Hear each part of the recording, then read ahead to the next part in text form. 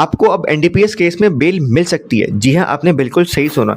NDPS यानी prohibited drugs. अगर आपके पास से कोई भी प्रोहिबिटेड ड्रग्स मिला, उस केस में ऑब्वियस सी बात है, अगर वो आपके पास से मिला है तो आपको जेल होगी।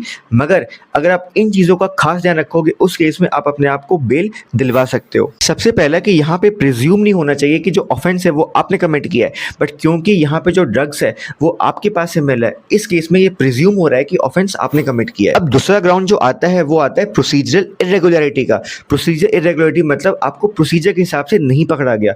अब आप प्रोसीजर में लूपहोल तभी निकाल सकते हो जब पुलिस वाले ने आपका सामान जब्त किया हो। अब इसमें इरेगुलरिटी ये होती है कि जब भी पुलिस वाले आपका सामान जब्त करते हैं तो वहां पे एक सीजर मेमो प्रिपेयर होता है, मतलब सामान सीज करने का एक कागज प्रिपेयर होता है। अब सीजर मेमो वहीं पे प्रिपेयर होगा, उस टाइम पे प्रिपेयर होगा जहां पे वो सामान जब्त हो रहा है। मगर कई बार जो पुलिस है वो ऐसा नहीं करती है, तो आप इस लूपहोल की मदद से अपने केस में बेल ले सकते हो, ये दिखा के कि देखिए ये जो सीजर मेमो प्रिपेयर हुआ था वो उस टाइम का नहीं है, उस प्लेस का नहीं है।